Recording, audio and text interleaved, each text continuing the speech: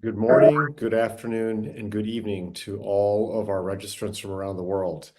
My name is Thanuj Nakra, and I'm an oculofacial plastic surgeon from Austin, Texas, in the United States.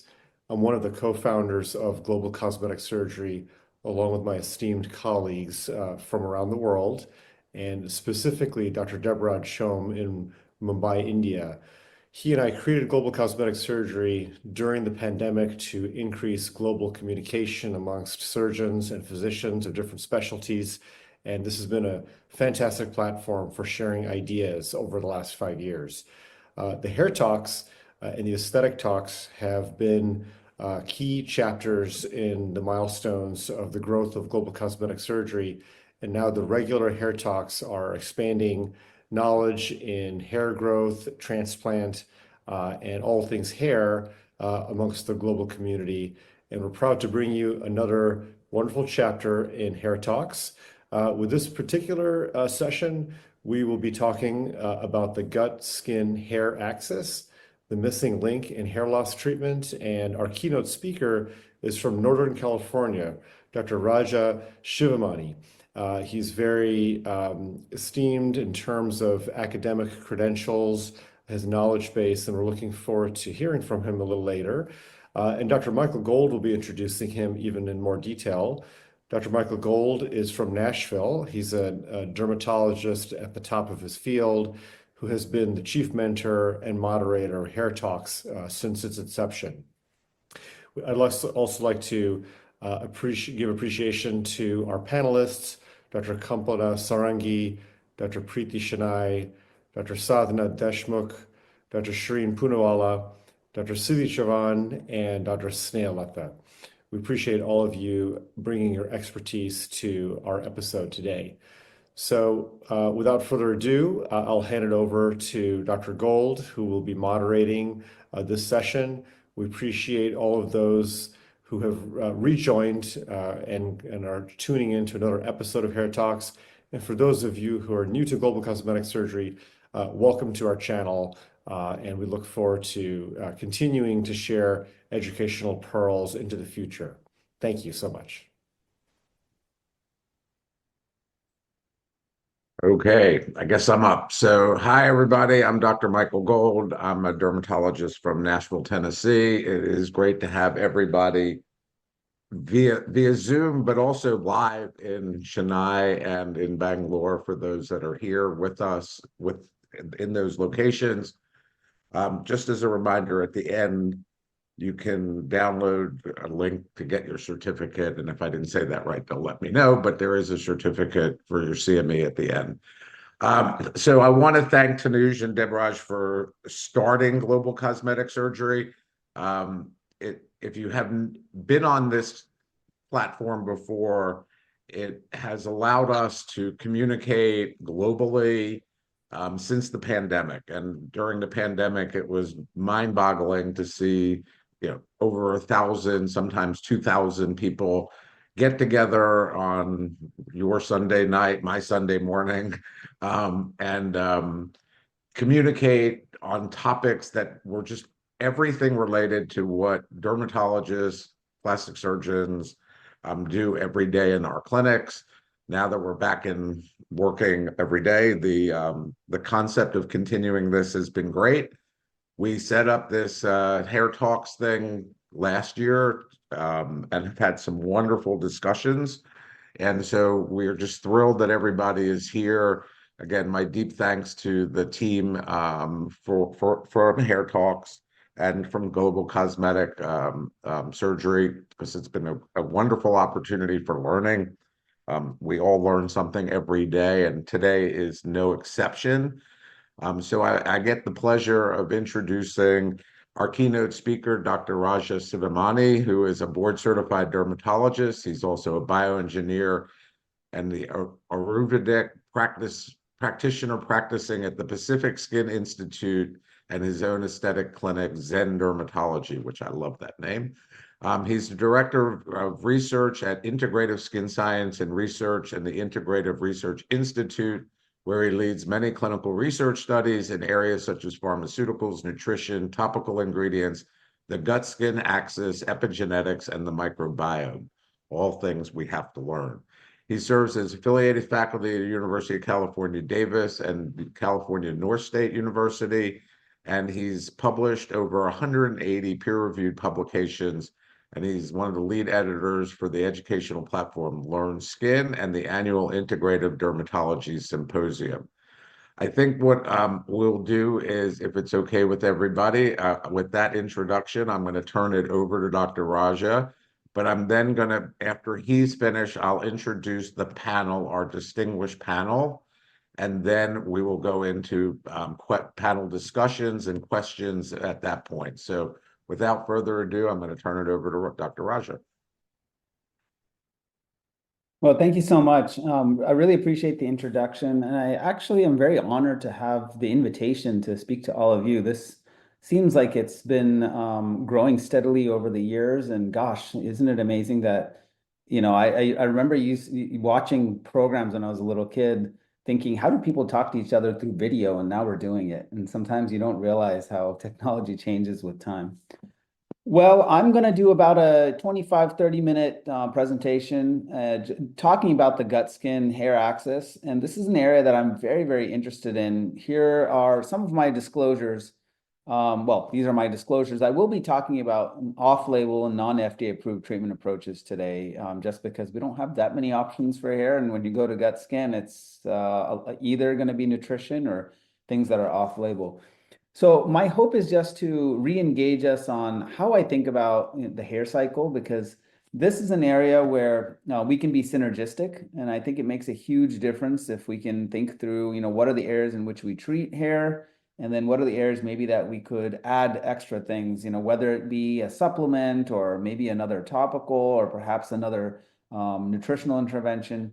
And then we are going to look at those and look at the evidence. And then we'll talk a little bit about the microbiome and what's emerging now with probiotics. This is a really exciting area. So let's start by talking about what is the overall approach that we want to take when it comes to hair. And I think when we're thinking about the different sort of transitions there are, we know that the hair cycle, and I actually literally take this diagram into the room with me when I'm talking to patients, because it makes it and facilitates the conversation much more quickly. I'm an integrative practitioner, so I think of not just the pharmaceuticals, but all the other aspects that I could build in, and it makes hair conversations way faster. When I was in residency, people used to be scared, like, oh my gosh, we have to have a patient that has some concerns with hair. This is going to take a long time, but I've been able to really reduce that conversation. And I think that point is that there are many things that can stimulate this transition from anagen to telogen. And then we have the other side that helps the hair re-engage back from telogen into anagen, and helps you really talk to the patient where their needs are. And of course, there's so much conversation around biotin, which I'm going to just briefly touch on, and just want to say that biotin may or may not be related to hair strength. And there's certain ways that you can take biotin that may be useful, but it's not the normal way that a lot of people are taking them. So in general, when we're looking at this hair cycle, I think that the areas where we focus a lot from a pharmaceutical perspective tend to be around inflammation, if there's alopecia areata, or if we have any sort of hormonal shifts. But remember the other side, if we're going to increase the local growth factors, increase blood flow, we know that a lot of us now utilize minoxidil, either topically or low dose. So there's portions to both sides of this that are very, very helpful. So before we get into things, just a word of caution with lab testing. A lot of people are taking biotin, and that alters lab testing as it is, especially when the doses are 5 milligrams a day and above. So if you have a patient that comes in and you send them to go get lab tests, realize that many of them may have done their own research and they may have already started biotin. So you need to ask them that specifically, just to be sure that they're off of biotin for at least 48 hours, because you can get these false results in terms of it can lower different lab testing, or it can increase different lab testing, just so that we know exactly where they're at before we kind of get into looking at labs. So, and that's the important thing, is to discontinue for at least 48. I have people discontinue for 5 days if possible. So what are the things that we would want to consider? Now, we're not going to touch on every single thing, but when we look at nutritional levels, I mean, vitamin D is one component, but we have iron, which I know that a lot of us may think about or talk about. I'll show you where the evidence comes from on this. And then protein is a really important factor that a lot of people ask me, should they take collagen supplements? Should they take protein supplements? And this is all related to, I feel like it fits under gut, skin, hair axis, because nutrition is such a vital component of what we put in that then becomes part of how the hair is supported. And then, of course, we have stress, hormonal changes. These all can play into this and the genetic components that are out there. So let's start with just talking about iron quite briefly, but nevertheless, this is an important one. When we look at iron, a lot of what we're thinking about is ferritin levels, because ferritin is a measure of stores. So before we get into ferritin, you should know who you can't check ferritin on. If someone has a chronic condition like rheumatoid arthritis, so they have a chronic inflammatory condition, many times ferritin levels are going to be falsely elevated. And in those scenarios, it's not as useful to check ferritin. So just know with the caveat that in a generally healthy population, ferritin may be useful, but there may be certain conditions where ferritin is not as helpful when the body's kind of, it's sequestering the iron in the cells. And so unfortunately, you're going to have higher levels of ferritin. Okay, so it is this measure of iron levels. And here's a study that looked at female pattern hair loss suffering patients versus female healthy controls. And they looked at multiple different factors like hemoglobin, just total iron, TIBC. And what they found where there was significant change was in those that had ferritin levels that were lowered compared to the healthy controls that were a little bit higher. And this is where I think our rule of thumb comes from. If someone is below 40, and in this, here we see it's 49, and we try to bump them up above 70, at least because of the correlations that were there. Now, if you split this up a bit more, by breaking it up between premenopausal and postmenopausal, and there's probably good reason for this. Women in the premenopausal state are going through menstrual cycles, and they're apt to lose more iron through blood loss. And so what you see here is that female pattern hair loss suffering patients on average had a ferritin of about 30, and whereas the controls were at 69. And this is where our rule of thumb of being below 40 and then moving them above 70 comes in. Interestingly enough, when you look at postmenopausal women, that change in ferritin wasn't there. So this seems to be more specific in the premenopausal state. Nevertheless, if someone is postmenopausal and they have lower ferritin, sometimes we end up trying to address that too. But I just want you to see where the original correlative studies came from. Okay, so there's a range of supplements that people want to use. Some of these you're probably very familiar with, or you may be, and others you may have not realized that it's kind of a simple addition that you could do to augment what you're doing with patients. So the botanical approaches still hinge on inhibiting the 5-alpha reductase pathway and potentially reducing the DHT levels by doing so.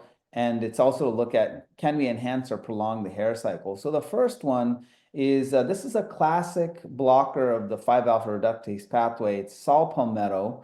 It's been used in multiple studies that include men for other non-hair related conditions, but let's talk through the study here. So this was in 26 men, 19 completed the study, and it was saw palmetto, 200 milligrams, and beta sitosterol, 50 milligrams twice daily. There was no, it was 19 people that completed the study. You can see that 6 out of 10 in the treatment group, and there was a placebo, but it wasn't large numbers, as you can tell here. 6 out of the 10 in the treatment group rated as improved, while only 1 out of 9 rated as improved in the placebo group. And then in terms of how many worsened, there were some that worsened the placebo group, none in the treatment group. Now, this is a small study. It kind of opens up this idea that, hey, maybe there are some potential results here. And so there was a larger study that was done after this. So this was comparing saw palmetto to finasteride. Now, finasteride obviously is a common pharmaceutical agent used, especially in androgenic alopecia. And this was studied in 100 male subjects, and it was dosed at 320 milligrams daily for 24 months.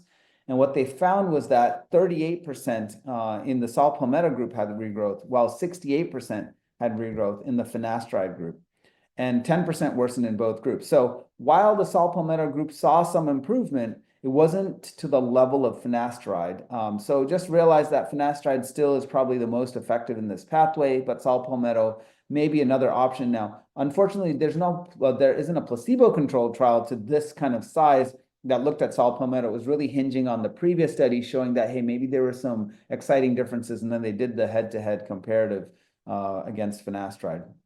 So there were no side effects reported in the study, but just realize that saw palmetto can thin the blood. So you have to be careful with people that are on blood thinners and likely should discontinue prior to any major surgeries. Now, when you look at the finasteride treatment group and the saw palmetto group, you can see that when you look at the Hamilton classifications and you see how many worsened and how many actually improved in the total, you can see here that the numbers are higher in the finasteride treatment group. It was 34 that were improved compared to 50. And a lot more people in the saw palmetto group stayed in that stable zone rather than improved, which is only 19. But nevertheless, there seemed to be people that shifted from being at least they didn't move in towards the worsened group, and this was over 24 weeks.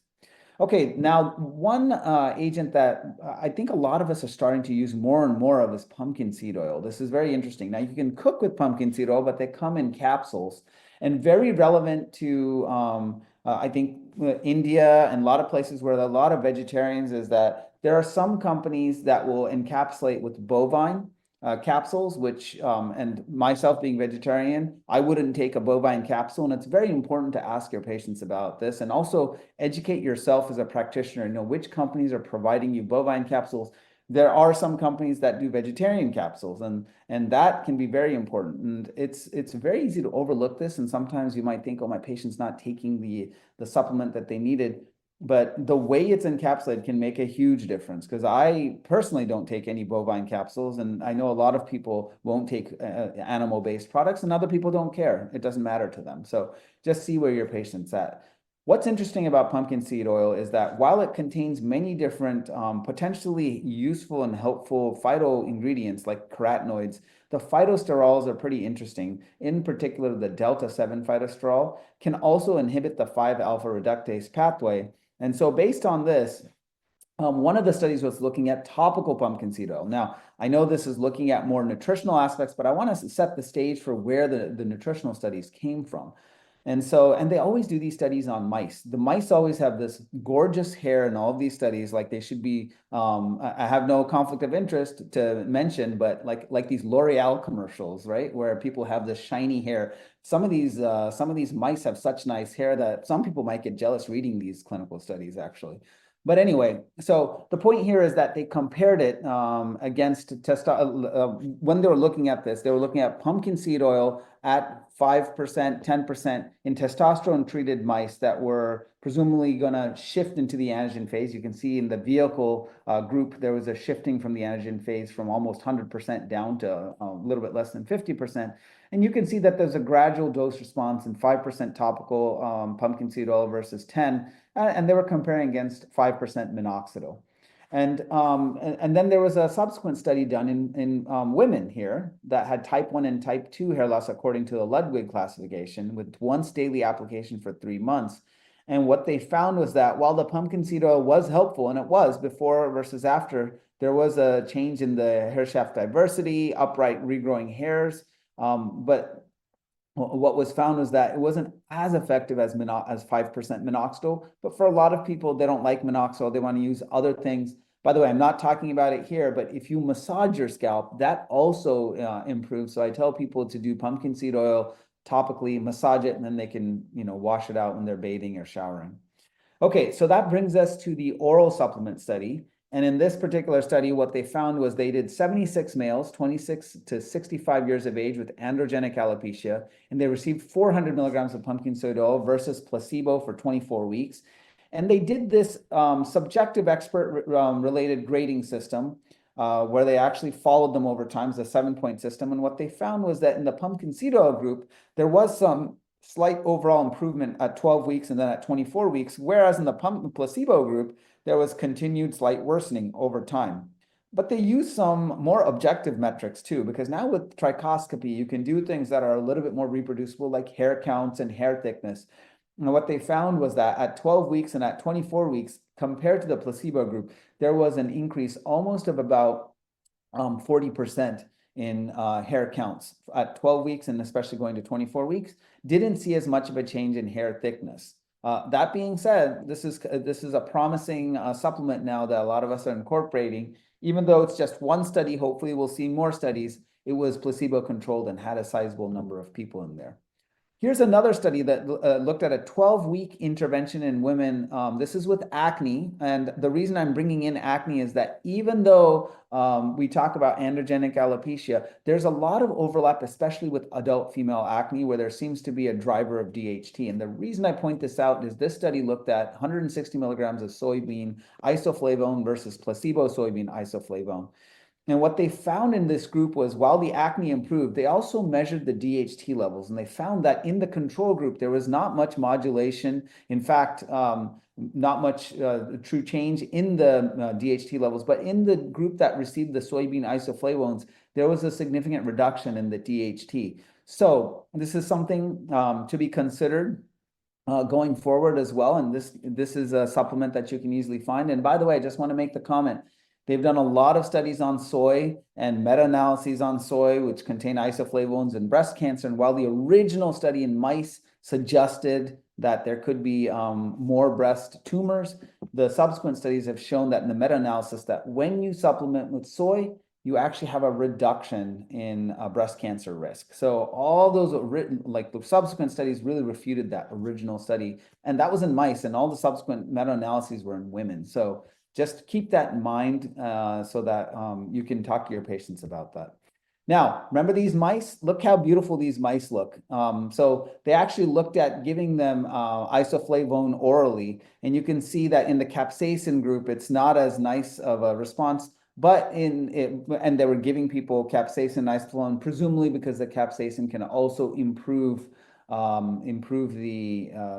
the blood flow locally. But they found that doing isoflavone supplementation actually improved. And then in men, you know, these images are very interesting because I think to a dermatologist's eye, you can see pre-post and say, okay, one of these looks like androgenic alopecia. This other one, you know, it was reported as androgenic alopecia. It's quite geometric. So I don't know if there was some alopecia areata in here or not, but nevertheless, this is the way that it was reported. And they showed some early results showing that isoflavone might be useful, supplementation may be useful as well. That brings us to what about the other part of the transition from telogen back to anagen? And this is where a lot of us look at things like minoxidil or maybe a scalp massage to help bring more blood flow to the area. A lot of people are looking at rosemary, some prostaglandins. What I want to focus in on is talking about probiotics and the gut, skin, hair axis. And this is where I'll wrap up just so that I can talk about what's exciting and coming down the way. And hopefully this will build to more clinical studies. So first of all, when they looked at the gut microbiome, and the gut microbiome has so much that we're trying to understand and uncover, and they looked at hair loss and hair thinning and try to see, is there differences in those with women and then those with men, and trying to understand, are there differences in like, especially if there's any shift in hair density or hair thickness.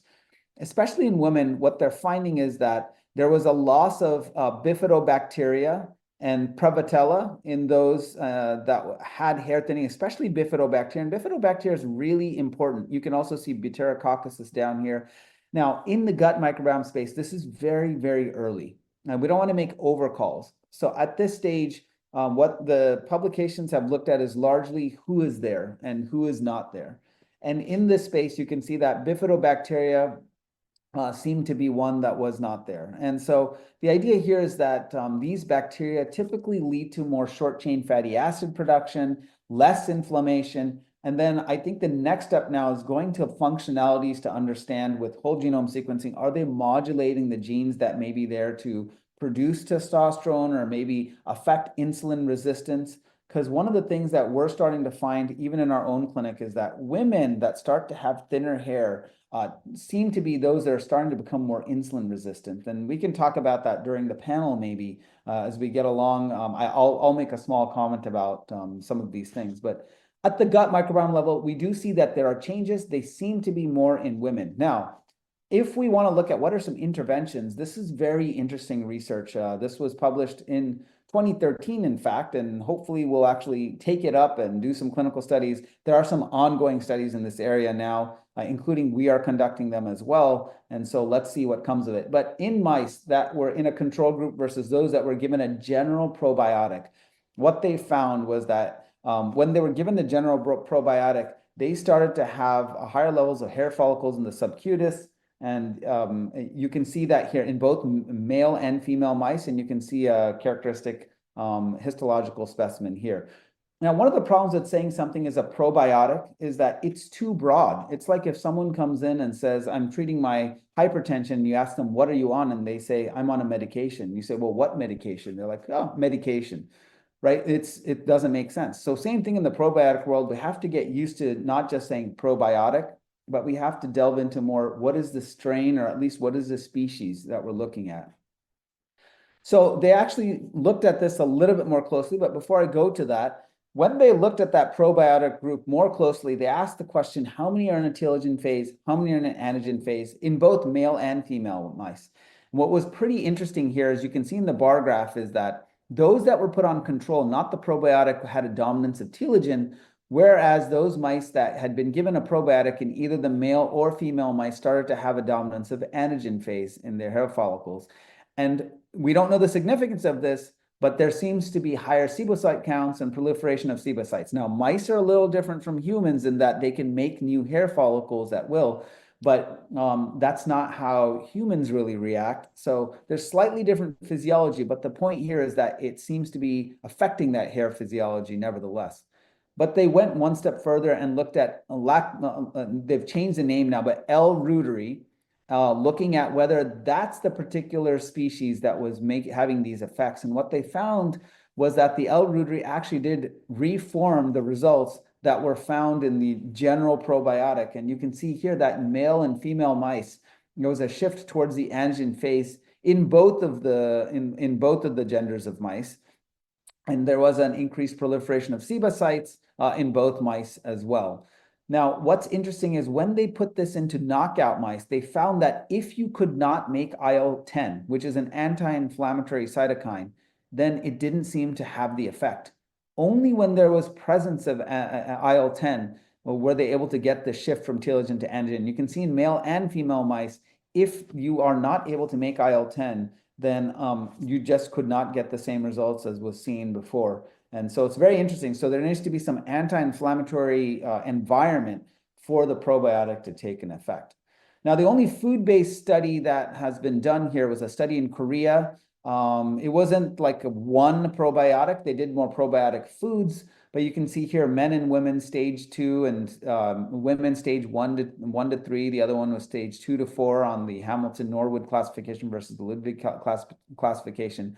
And they're supplemented with 80 milliliters of this Mogut, which is a combo probiotic product, which has several of the ingredients from things like kimchi and soybean. And what they found in this study was that over 4 months in men and also in women, you can see that there was a slight improvement in thickness counts over time. Now, these kind of studies are a little bit harder, and a lot of people ask me, can I just eat more probiotics? While that sounds very, I should say, seductive to say, yes, we can just eat more probiotics, the unfortunate problem with just eating more probiotics is that you don't know exactly what that probiotic quality is at. Some people will do homemade yogurt. They'll find other kind of fermented foods. And there just hasn't been much studies. And I think this is a space where we'll probably end up relying more and more on specific probiotic species and having that supplemented at certain levels so that you can reproducibly have studies done. But not only that, once you get a study, you can make sure that it's applicable to other people that may be wanting to incorporate that. Couple comments on biotin, and we'll wrap up here, which is that there's a retrospective review looking at 541 women looking at biotin supplementation, and it turned out that it really was not associated with hair loss and might be associated if there's seborrheic dermatitis as well. The one case where biotin supplementation may be helpful is if you supplement it along with silicon. If you supplement along with silicon, and it's not a really well done study, but nevertheless, it was 90 randomized patients, they found that the terminal hair sizes actually improved if you had both the silicon and the biotin together. And remember, these are all the lab tests that can be falsely elevated or reduced, and they include things like the thyroid testing. You can actually get a false, you might falsely presume that there's some sort of autoimmune issue going on with the thyroid if you didn't watch out for biotin.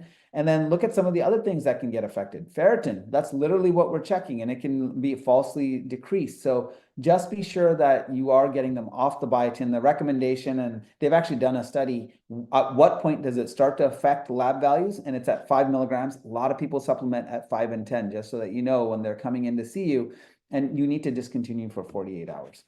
So overall, there's a lot of excitement in this area. We want to take a synergistic approach. The gut microbiome and probiotics are still in their infancy, but we're really getting more and more knowledge in this area. I will say there's more studies looking at L-Reuteri now in people. So that's very exciting, and we have these reproducible measures that we hopefully will get more answers on. And then biotin is way overhyped, and just make sure that you get your patients off biotin at least before you check labs. Maybe biotin will lead to stronger nails, but definitely not faster hair growth from what we can tell. And I want to thank all of you for your time and spending these 20 to 30 minutes with me. And hopefully you feel more excited as I do about hair. Gosh, there's so much more coming in this next 1 to 2 years with all the studies emerging. So we'll learn a lot more about the microbiome and the gut-skin axis as we go along. Thanks so much. That was phenomenal. You burst my bubble because you talked about kimchi, and I'm like, okay, I'll just start eating more of that. But you said you have to have something else with it. But I love that talk, and I love the different things that are going on. And yeah, there's a lot in the hair world right now that's that we're seeing through supplements and all that other stuff. And again, we just got to figure out what works and what doesn't work. So I'm going to ask you a couple questions that have come in from our audience, and then we'll go on to the panel. So there was a question about saw palmetto. Which form do you like the best, berry extract or root or leaf? Well, they were looking at the leaf in a lot of these studies, but I think I have to go back and look at exactly which one they looked at. But usually it's the root or the leaf. I don't think it's the berry extract that they're looking at. And then there was a question, and I don't know the answer to this either. How long should you take finasteride in both male and female pattern hair loss? Well, as with all of these things, I say a funny little analogy, which is that, how long do you need to brush your teeth if you want to keep them clean? And unfortunately, it's every day, because once you stop, it kind of drops off. Until we figure out the other underlying way to maybe address this. And by the way, I practice Ayurveda. I do a lot of this work, and sometimes I get patients that come in and say, "Oh, can I just do something Ayurvedic?" And I try to tell them, are you hoping that you'll do something for 6 months and then never have to do it again? Because that's not how Ayurveda works either. You have to change your lifestyle, maybe change the supplement, but except we call it incorporating it into your food. But you have to do it for probably ever. And so I think with finasteride, I think the idea here is that you're trying to address some sort of imbalance in the absence of understanding how we can shift those hormones in other ways. And the finasteride really is a long-term therapy, chronic. So the idea is if you use it for 5 years, 10 years, there's recently been a lot of issues here in the U.S., or at least reported, with both topical finasteride and oral finasteride. Can you comment, and then we'll go right on to the panel? Yeah, so because it's long-term use, I mean, I think there's been some concerns about either, things like libido or other sort of issues, but now we have other options too. If people don't like it, I will tell you personally, I have a lot of patients that prefer saw palmetto or pumpkin seed oil, and they want to try that route first. So, just realize your efficacy may be lower, but maybe you want to have as much side effect. And your point on the topical ones is important, because those are not FDA necessarily approved at this point, but you get them from compounding pharmacies. Right. And then just for what I was saying, there's been some reports recently of, and it's more in the media than anything else, of people having some adverse events, sexual dysfunction, depression related to topical finasteride, which again, to me is totally new. Yeah. All right, let's go on to the panel. I have a lot of questions that are coming in, but I want to get our panel going. So We have a incredibly great, diverse group of experts, lots of different age groups, professional experiences, to give us a really well-rounded discussion. So I'm going to introduce everybody on the panel. I apologize always in advance if I mispronounce your name. But Dr. Kalpani Sarangi is a renowned dermatologist with over 27 years of experience. She is the founder of DKS Clinic in Mumbai. She's a respected academic, co-authored several books, and is actively involved in the Rotary Club there. Driven by passion to make a meaningful impact, her vision is to touch lives through science and skills she has refined over the years. Dr. Shireen Poonwala is a consultant dermatologist with over 15 years in experience in clinical and aesthetic dermatology. She is the proprietor of Skin Vibes in Pune. I love Pune. I've been to all these places. Her areas of expertise include lasers, EBDs, toxins, fillers, thread lifts. She's also involved in training medical professionals in advanced procedures and published case studies a bunch. Dr. Priti Shenoy is an accomplished dermatologist. She's the medical director of Skinworks Clinic in Mumbai. She serves as the Secretary of Cosmetic Dermatology for the Society of India since 2012. She pursued her fellowship in dermatosurgery and advanced lasers. She's a member of every organization that there is. Dr. Sandhani Deshmukh is a renowned dermatologist also based in Mumbai. She is the founder of Forever Young Skin, Hair, and Laser Clinic in Mumbai. Her thing is facial aesthetics and lasers. She's presented her work all over the world. She co-authored a book chapter in the textbook General Principles of Soft Tissue Augmentation in the textbook of Cutaneous and Aesthetic Surgery. Dr. Siddhi Chavan is a dermatologist with over 15 years of experience. She is the founder of Dr. Siddhi Chavan Skin Hair Laser in Mumbai. She's been involved in lasers, aesthetics, non-surgical facial work, presented at every other conference known to man. And Dr. Snedhalta is Dr. SKV Snedhalta is an experienced dermatologist serving as head of the Department of Dermatology at Kohlers Healthcare in Hyderabad, which I've never visited. With a decade of clinical and cosmetic practice, she specializes in advanced skin rejuvenation, lasers, anti-aging, and hair restoration. She's also dedicated to training professionals in standardizing dermatological protocols to ensure high patient quality. So thank you all to our incredible panelists. And I'm going to start by asking questions. I'll pick on all of you individually, but we can have a discussion when everything is out there. So Dr. Sarangi, gluten sensitivity and lactose intolerance are often linked to broader issues like gut inflammation and immune imbalance. In your clinical experience, have you ever explored or observed a possible link between these food intolerances and hair loss? Thank you, Dr. Gold, and thank you so much for the wonderful introduction. And I'd like to thank Dr. Raja for his wonderful topic discussion and for bursting the bubble about biotin. And I'd like to add over here, we are lucky, the Indian homes, we are lucky because in a typical food, we have some form of probiotic. So overall, we are generally protected. But yeah, with advent of all these fad diets and lifestyle and stress and starchy food, unhealthy lifestyle, there are a lot of cases who come to us for hair fall, especially the younger generation and the females.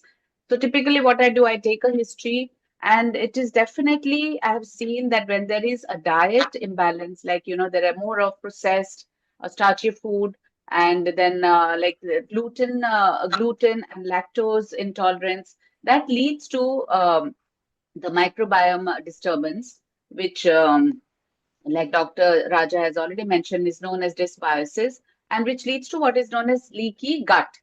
And this has shown that there is micronutrient deficiency, especially vitamins, minerals.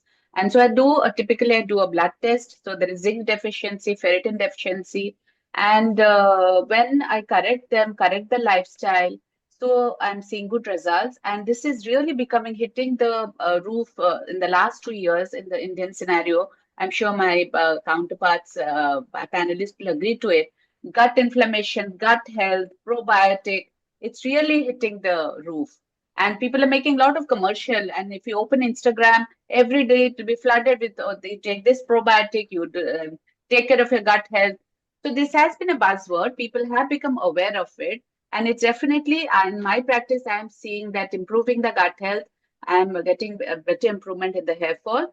And if you go back in the days, you've seen that, ulcerative colitis, irritable bowel syndrome used to get a lot of hair fall and alopecia areata. So there is definitely a correlation, and we are working towards it.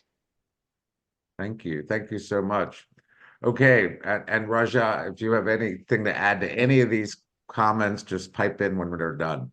Dr. Shireen, you're next. When you're evaluating a patient with hair loss, how much do you explore factors beyond the scalp? Have you ever considered the gut as part of that bigger picture? So thank you, Dr. Gold.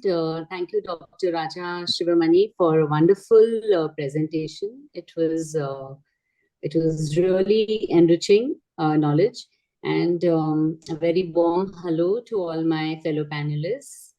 So coming to the question, it's a very interesting question. When a regular case of alopecia or hair loss comes to the clinic, we go ahead with the clinical examination, trichoscopic examination, lab evaluation, and according to that, the treatment is administered. And definitely, in my opinion, yes, gut plays a very important role, because all said and done, even telogen effluvium, apart from the other cases of alopecia areata, we see some amount of scalp inflammation in cases of telogen effluvium also, which in many cases presents as trichodynia. Patients typically present with tenderness in the scalp. Definitely the gut health is very important, and as Dr. Kalpana very well said, because of the Instagram, and people are already very aware of the gluten factor, the pro-inflammatory factors of the gluten sensitivity and all that. And definitely, yeah, in my treatments, I involve like counseling for diet is a very important factor, along with the regular treatment. On the medical line of treatment, the vitamin supplementation, the counseling for gut health is very important. Though I don't resort to prescription of probiotics yet, but yes, counseling for a very healthy lifestyle, reducing the inflammatory foods in the diet is very much advised. Great, thank you. All right, Raja, I got a question from the chat, and then I'm going to ask you your question. So, what biomarkers should practitioners consider when evaluating the gut-hair connection in routine blood tests? And how do elimination diets or anti-inflammatory diets, which we just heard about, impact both gut hair and hair growth in practice? You're on mute. You're on mute. You're on mute. You're on mute. Thank you. There you go. No, I appreciate you pointing that out.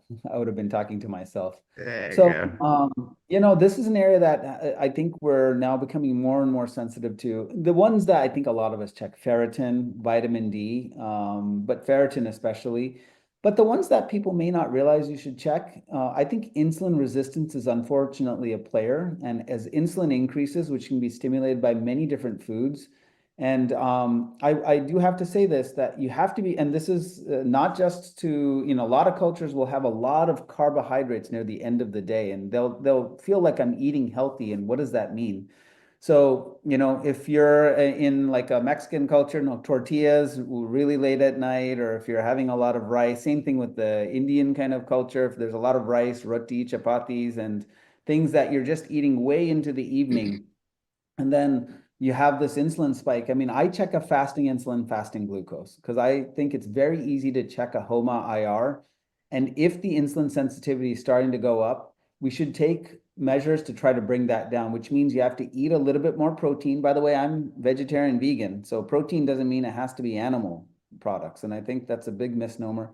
Second thing is for biomarkers, if you want to look at the gut microbiome, you can. Unfortunately, they're not quite validated yet to point out which things are leading to more, say, insulin production or say, testosterone production. We're not there yet, but we're getting closer and closer. They're commercially available tests. But I think at this stage, if I'm checking blood testing, the main things I check are ferritin, and I used to only check ferritin, thyroid, and the vitamin D, but now, especially thinking about the gut-skin axis, I have routinely added on insulin resistance markers because they're covered by insurance in the US, and I'm sure they're not hard to get around the world. Fasting insulin, fasting glucose together. Can't just be fasting glucose. Has to be fasting insulin, fasting glucose. You might ask, why not just check a hemoglobin A1C? It's not the same thing. Hemoglobin A1C only gives you what the average glucose is, but doesn't tell you how hard you're working to control the glucose. And so the fasting insulin, fasting glucose is probably more useful as a check. So those are the ones that I've been focused in on. As a functional test, I'm now looking at mitochondrial function as well. So there are some organic acid testing. They're not standard, but they help me take a look at if people have other kind of support that we can go after. Great. All right. So you answered a lot of this next question. So how do you envision the integration of this gut microbiome science with dermatologic and trichologic practice over the next decade? Are we moving toward a new era of gut-targeted dermatotherapeutics, which I think we are, right? No, I think we are. And I think incorporating probiotics, I think a lot of people will say, well, just eat the probiotic foods. I have one caveat. The studies have shown that if you eat more dairy, that can sometimes flare these insulin pathways. And unfortunately, one of the worst offenders is yogurt. And I know that the fermented foods that a lot of us eat is yogurt. And if the yogurt is naturally sweetened, that's worse for you. If it's not sweetened, then that may be more reasonable. But there's no studies showing that eating fermented foods gives you the same benefit as a probiotic. In other studies, we haven't seen that. If you look at acne, if you look at other spaces, like if you look at photoaging, probiotics haven't been able to been recapitulated just by eating fermented food. So the way I see incorporating this is to actually give probiotic supplements that are directed and evidence-based for people. And if people can do like standardized foods in the future, I could see that happening. But the answer to the question is absolutely. Like, we are so hampered by only using things like finasteride, and maybe that's not even appropriate in every setting. Now with supplements available, I think we really open up the possibilities. Great. All right, Dr. Pretty, in your experience, we're moving toward a more integrative model of derm. And how comfortable are you with the idea of working alongside GIs, docs, nutritionists, mental health professionals when managing alopecia? Good evening to all, and thank you, Dr. Michael Gold. It's a privilege to be on a panel with you, and thank you, Dr. Raja, an enriching lecture, and also to my other co-panelists from India. I truly believe dermatology is moving towards a more integrative model. In managing alopecia, I've seen how factors like gut health, nutrition, and emotional well-being significantly influence our outcomes. So I've come to realize that hair disorders like alopecia are multifactorial, and they often can only be addressed by topical or procedural interventions alone. In case of telogen effluent, we've seen iron deficiency, subclinical hypothyroidism, and stress-induced hormonal influences have frequent contributors. In alopecia areata, we've established a gut dysbiosis or heightened stress. So when we work along with gastroenterologists, they will help us to investigate conditions like irritable bowel syndrome, SIBO, that is small intestinal bacterial overgrowth, which may cause nutritional deficiency. And nutritionists will help us optimize dietary intake of elements like iron, zinc, biotin, essential fatty acids, amino acids. And mental health providers will help us deal with conditions like trichotillomania, stress-induced shedding, or psychological impact of hair loss. Though we as clinicians definitely investigate our patients, and we do use a lot of hair food supplements. But it's always important that we know that we have some limited knowledge in nutritional well-being. So we should be outreaching our practice in incorporating all these experts to give our patients a better outcome. As we all know, dermatology at its core reflects systemic health. So embracing an integrative model is not a shift, but it's an advancement in patient care. And I think there's a really other, you stress this point, and it's really important. I think our patients think more of us when we get others involved. Okay, I mean, we see a lot of people with hair loss, and every so often it's like, okay, well, here we're going to do this, or we're going to give you this. But if you think there's a gut issue, or if you think there's a nutrition issue, incorporating these other practitioners into what we do is going to give you more. The patients are going to feel like you really care. And I think that's really important in today's environment where there's just so many patients and we just tell them just do this and that and come back whenever. But if you actually talk to them and involve other practitioners, I think that's really helpful. All right, so that's great. I appreciate that. All right, Dr. Sadhana, are we relying too much on topical or injectable therapies in hair loss management?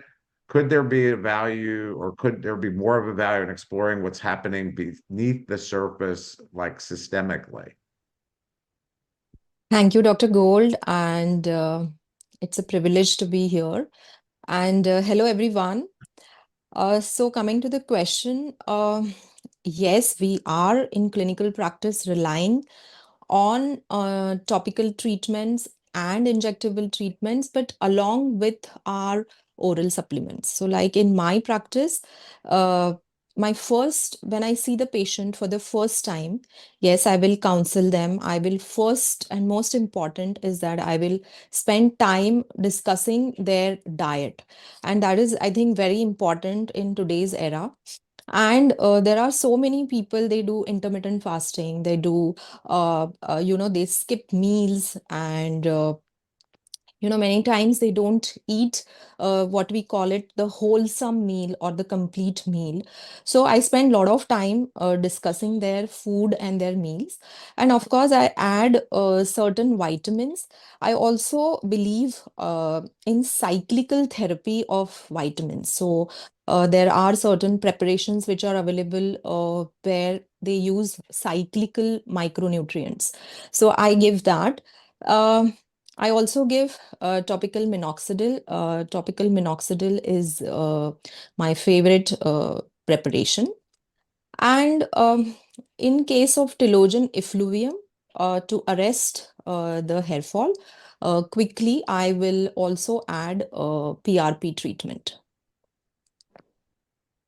Great, thank you. All right, so next was for Raja, but I'm going to ask a question first from the chat. Minoxidil versus minoxidil. I'm playing really dumb. I don't know that drug. And I haven't Googled it yet. So do you know this drug?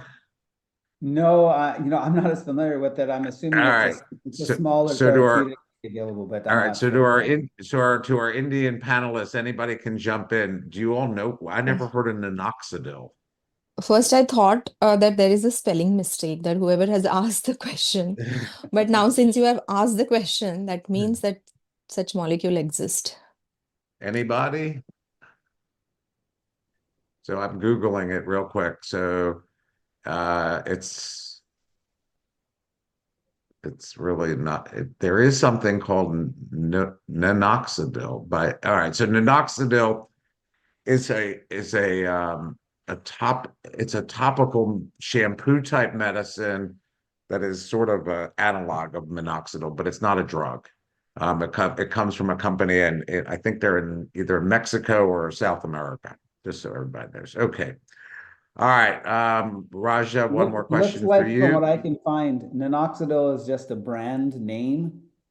Of a So topical they're trying to- shampoo. Sounds like they're trying to piggyback minoxidil to Yeah, it was there, so I hadn't heard of that one. To what extent can therapeutic modulation of the gut health through prebiotics, probiotics, postbiotics can be considered a viable adjunct? I think you've answered that, but do you want to reiterate? Yeah, and I think it's getting there. Right now, we see at least that one early study with the Korean study, and then with the L-Reuteri in mice, and there are several studies going on right now. So by next year, we're going to have data, and we'll Yeah. find out if this is going to come up or not. And I think we need to also, again, I run conferences, you run there are 8,000 conferences in India. I think we need to have this prebiotic, a whole thing on biotics, right? Need to be Yes. part Oh, of what yeah. we're doing. Because I think the average dermatologist has little knowledge. You guys have a lot more. I think that other healthcare professionals that actually see hair have no idea. So I think that's something we have to really start stressing. All right, Dr. Sidi, we often use oral antibiotics or systemic immunomodulators in dermatology. How do you think these treatments might be influencing the gut microbiome, and what impact could they have on hair loss outcomes, either positive or negative? That's Hello, a tough one. everyone. That's a tough one. Yeah, hello, everyone. Happy to be on the panel. Thank you, Dr. Gold and Dr. Raja. So, the oral antibiotics and the systemic immunomodulators, they basically disrupt the gut barrier. They also influence the gut microbiome and the metabolites, which can affect the JAK-STAT pathway in the epithelial cells in the gut. So there are a lot of studies which believe that there is involvement of the gut microbiome and metabolites, which basically is responsible for the development of alopecia areata.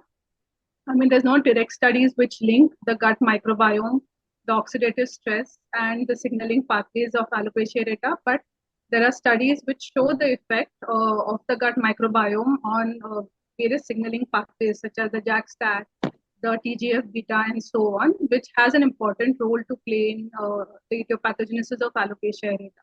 And hence, the increased interest in prebiotics and probiotics as an adjuvant therapy in the treatment of alopecia areata. Great. All right, Dr.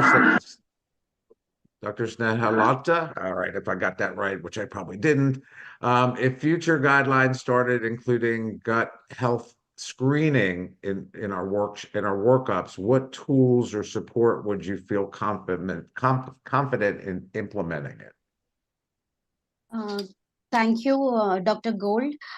Thank you for such lovely introduction, and thank you, Raja Sivamani, for wonderful presentation, and hello to all my co-panelists.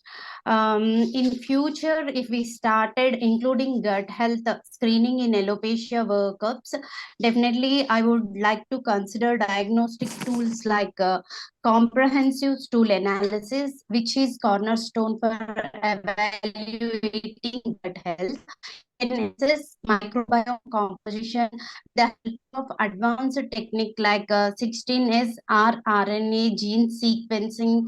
We can know about the detailed microbiome profile, and also this comprehensive stool analysis will help with markers of dysbiosis, detecting imbalance in gut health, and also it helpful for gut inflammatory markers like protectin and lactoferrin in the stools, intestinal permeability, and also digestive function by analyzing fecal elastage, and also breath test like small intestinal bacterial overgrowth breath test, and lactose intolerance breath test. And coming to blood test, I want to consider inflammatory markers. They are not directly related to the gut health, but CRP and ESR, like inflammatory markers like CRP and ESR, and also I want to check the nutritional deficiencies for vitamin D, B12, zinc, iron, and folate deficiencies. And also coming to autoantibodies like thyroid autoantibodies and celiac disease antibodies, and also intestinal permeability test like lactulose and mannitol test. in patients with GI symptoms, and if I suspect inflammatory diseases, we can use endoscopy and colonoscopy with biopsy, as these tests will help with direct visualization of the gut lining. And also we need at this point of time, we need mainly support system in standardizing testing protocols and guidelines regarding patient selection criteria and test selection algorithms and the interpretation of the guidelines. And also support systems required for educational resources for clinicians, like webinars, just like our Global Cosmetic Surgery, and professionals, society guidelines and publications. And also I feel like as a team, we have to multidisciplinary approach in gut health, and alopecia workup should be there, including a team of dermatologists and gastroenterologists. Great, thank you. Thank And you. so just so everybody that's on the webinar, Dr. Raja has been incredibly great at typing in answers to all the questions that have been coming in. We've sort of picked some to ask, and I think that's great, because I think that's important. So, all right. So thank you to our incredible panelists. Again, thank you to Dr. Raja. And now we're going to have one more talk. Dr. Raji Patil is the medical affairs, one of the directors of QR678. Raja, do you know QR678 yet, or no? I've gotten to learn about it a little bit more. There you but go. no. So this is we, first of all, we appreciate QR's support of HairTalks in relation to global cosmetic surgery. We're going to learn a little bit more about QR, which I find a fascinating topical compound, or compound, which is used around the world as an injectable to stimulate hair. That sort of limits its availability here in the US, but we'll get there someday. We'll figure it out some year. And but Raji, you want to give your presentation, please? Thank you, Dr. Gould, for the introduction. You're on.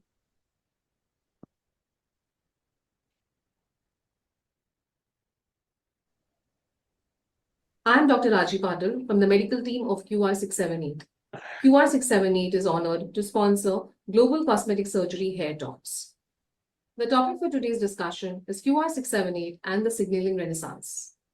Hair cycle is governed by several critical signaling pathways, including WNT, SHH, Notch, AKT, and BMP pathways. These signaling networks interact in finely tuned balance to maintain follicular integrity and promote hair regeneration.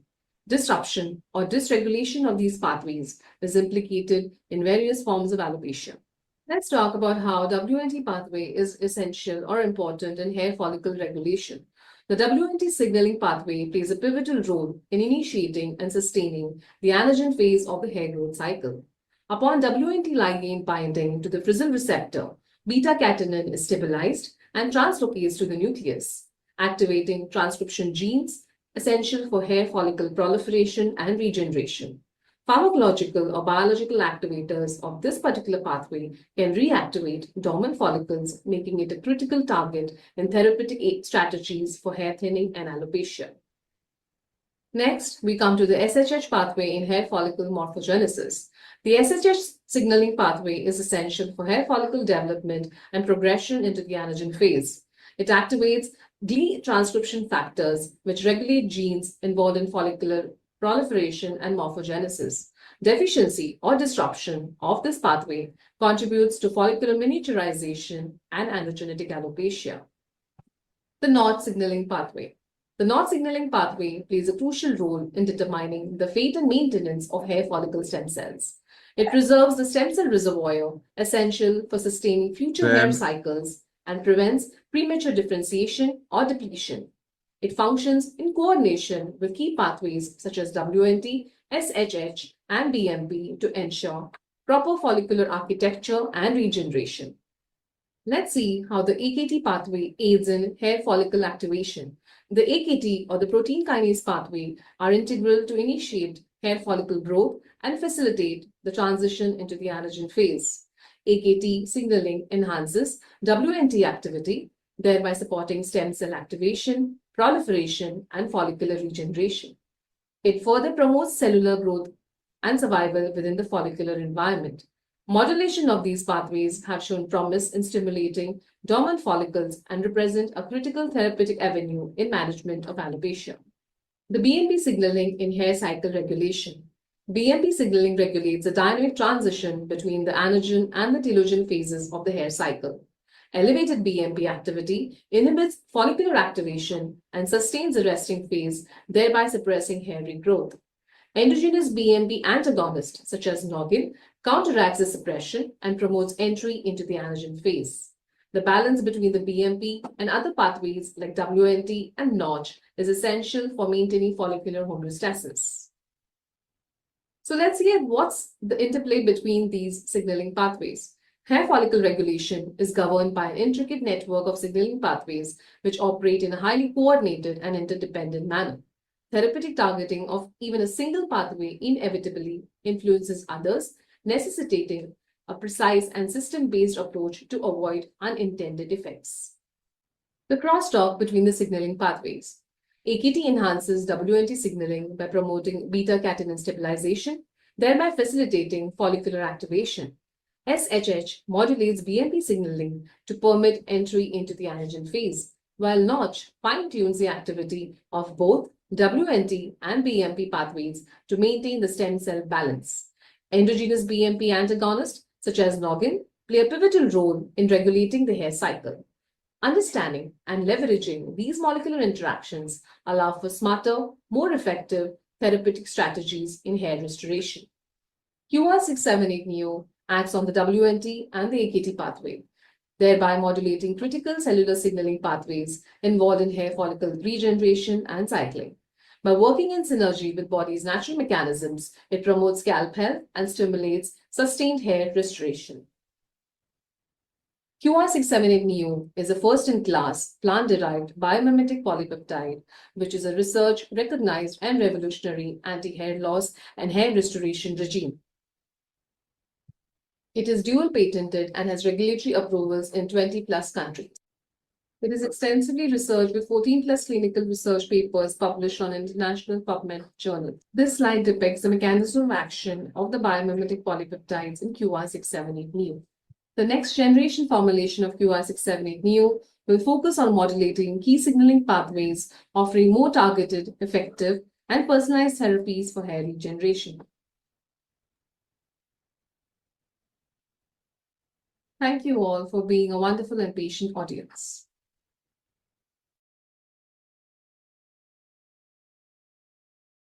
All right. Thank you.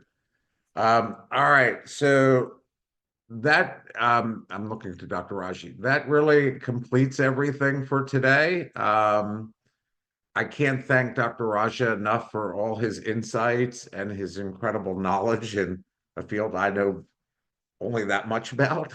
But I do a lot of hair stuff. And so I love learning about hair and what's new and so forth.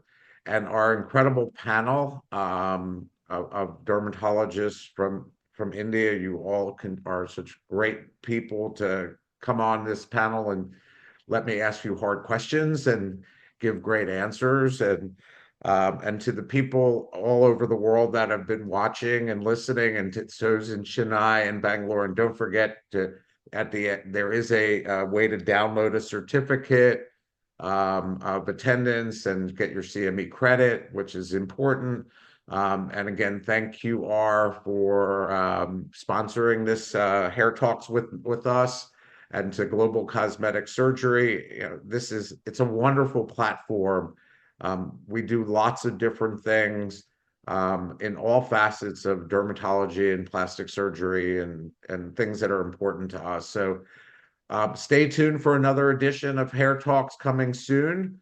And again, I wish everybody in India a good evening, those in the US a good morning, and if you're somewhere else, a good afternoon. And we will see everybody at our next. Dr. Goel, can I ask a question?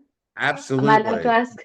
I want to ask Dr. Raja two questions. One is you mentioned Good. all the tests which we normally do. What about zinc? That is number one. And two is what is the take on this tool analysis? Snehlata has spoken a lot about it, and I have also read quite a bit. So, what do you think should be our take on this tool analysis? Is it going to help us? What is your inputs regarding that, or your Yeah, thoughts? in terms of, no, thanks for the question. In terms of zinc, yeah, I mean, if someone is zinc deficient, then you may want to look at that. So if they have really bad seborrheic dermatitis, it may be a clue, especially in older population.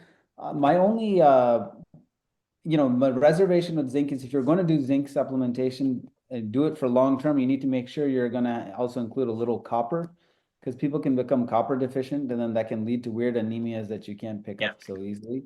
But in general, I mean, I don't know that I would do zinc in everyone, but if they have a noted deficiency. And then this tool, which is the tool that you're referring to? The stool analysis, where Oh, we get stool to know analysis. yeah. Yeah. Oh my gosh. I have a lot to comment on this. So stool analysis right now, there's so many companies that do stool analyses. At this stage, many of them are just looking at, I think, bacteria and bacterial ratios. So you can look for whether they're getting enough fiber in their diet. Do they have enough Akkermansia, Prevotella, these ratios that are looking at Bacteroides to Firmicutes ratios. So there's certain things that can tell you, are you getting enough fiber? How does that support hair directly? We're not sure. And the functional, there's some companies claiming that they do functional tests, but I'll tell you, Dr. Kalpana, they haven't validated any of them. And you know why I know? I don't talk to the company. I go to the sequencing house that the company goes and works with. And they don't know that we actually go talk to the sequencing company directly. And I ask them, have you validated any of these outputs? And they say no, but they use them commercially anyway. So it's just one of those things where we're getting there to maybe, in the future, we'll have to look at people that have androgenic alopecia versus not and see if there's functional differences in there. And when I say functional, it's not just the bacteria. You can look at what genes are in the bacteria, and then you can make some predictions. But I think that's some level of stool analysis. And then the other one is inflammation. Is there gut inflammation or not? That you can look for if they have things like, people want to say if there's candida or other things that are in there, maybe that means there's inflammation. We're not quite there yet. I think it just tells you if you have enough fiber or not, and if you have SIBO, then you can use the stool analysis for those reasons. Right. Thank you so much. And they're not letting wait, they're not letting you go so quick. So we're gonna let the panel ask you questions, okay? But Can I there's one ask question. one question? Yeah, let me just do one first, and then we'll go to everybody. We'll stay on as long as y'all want. What gut and hair relation for hirsutism polycystic ovaries? I don't My gosh, understand. polycystic ovarian syndrome. Well, first of all, if you have polycystic ovarian syndrome, you probably have several things going on. One is that you have elevated androgenic hormones. So that's obviously an issue when it comes to hair. You probably also have insulin resistance. And so that needs to get addressed as well. And then, the other one is that, some of these patients also may have to focus on making sure that, the diet has to be watched closely just because there's metabolic syndrome. So it becomes even bigger than the hair conversation. So it's even more important in that group to make sure you're eating more protein and less carbohydrates, especially towards the end of the day. And I tell people to, make sure you're trying to do the best you can with hormonal control, meaning maybe pharmaceutical. And then your late night exercise is important. I tell people take a brisk walk after dinner. I grew up, everybody told me after dinner, you need to let everything digest. You need to sit and, this is a common recommendation. It's also wrong. If you do that and you don't actually do some sort of exercise, all the glucose builds up in your blood, it converts to triglyceride and it goes into your liver, and then now you have more insulin resistance. So, there are things that you have to work through, but I think the big thing is with PCOS, the metabolic syndrome and the hormonal dysregulation. Okay, go ahead, people. Ask your questions Yeah, of our okay. Can I ask one question? So Dr. Raja, what is your take on exosomes? Because that's My a newer gosh. treatment, and also there is something your own exosomes, like where you make PRP, and then you again centrifuge it to make exosomes. or plant-based exosomes or human, exosomes. So what is your take on that? Now, let me at least temper whatever I'm going to say by saying you have probably the exosome expert here with Dr. Gold. He can probably comment on this better than I can, to be frankly honest. So maybe I'll actually defer to him to answer this question, just because he has much more experience in this area. Yes, please. Did you? So, I mean, so exosomes, are the fascination of all of the world right now as far as regenerative medicine is concerned. And I think we're finally getting to the point where we're starting to see actual clinical data. There was so much hype at the beginning. It did this, it did that, it can do everything. There are a lot of exosome companies. Source is important, quality is important. I think the biggest misnomer that I think of is, one company says I have a gazillion exosomes, and the next company says I have 10 gazillion exosomes in my vial. I don't care how many exosomes are in the vial, just so they're all the right quality and they're all actually exosomes, right? So I downplay that a little bit. I think hair in dermatology, I think hair is a very important aspect of it. I think we can use the exosomes we have, whether we're not allowed to inject exosomes. So we have to do like a microneedling procedure or a non-ablative procedure to be able to drive the exosomes into the skin. I think if you inject them and are allowed to inject where you're living, it's okay and works better, but we don't have that capability. But what I do think is androgenetic alopecia, alopecia areata, I think are great. What is the most interesting to me, at least in the preliminary work that's being done, is being able to take white and gray hair and darkening that hair and letting it last 6 months or so. And if I can tell a patient like who has my beard hair or my hair color, or a woman who gets their hair colored every couple months, you have to do this once or twice a year. I think that's the biggest win for exosomes in the hair market, outside of the medical needs. Like, again, we can make androgenetic and better, and we can make alopecia areata better. We need the clinical data. The hype is the hype, and the hype is too much. And so without the science behind it and without the peer-reviewed journals, there's a lot of publications in things that I don't consider legit journals. You just throw it into whatever you pay your fee and you get it published. And I think that's silly. So check and make sure when a company comes to you and says, we have the best exosomes, what are their source? How are they manufactured? We in the US have to have everything through an FDA GMP site, even if they're in Korea or anywhere else. That's a limiting factor for 90% of them, because you got to make sure that they actually contain exosomes. So I love exosomes. I love speaking about it and educating myself and others about it, but there's still so much we don't know. Thank you. So any other questions that anybody wants to ask Dr. Raja? Go ahead from the panel. All right, we're good. All right, so I'm looking to Dr. Raji now. We're all set, right? Yes, we are all set. Thank you so much. It's All been a very interactive session. I've actually enjoyed it, considering we were able to include the questions that came in from the chat. And Dr. Raja Sivamani been really gracious to be answering them as well alongside the panel discussion. And thank you all for the time. I know it's a Sunday evening in India and an early morning there as well. Dr. Gold, I don't know whether I should say I should thank the rains so that you can spend time with us today morning. It's all good. All right, so we'll let everybody know when the next one is. Yes, we will. Thank you all Dr. again. Raja Sivamani as well. Have a great one. Thank you everybody. Thank you. Thank you so much. Bye-bye. Thank you. Bye-bye. Bye-bye. Bye.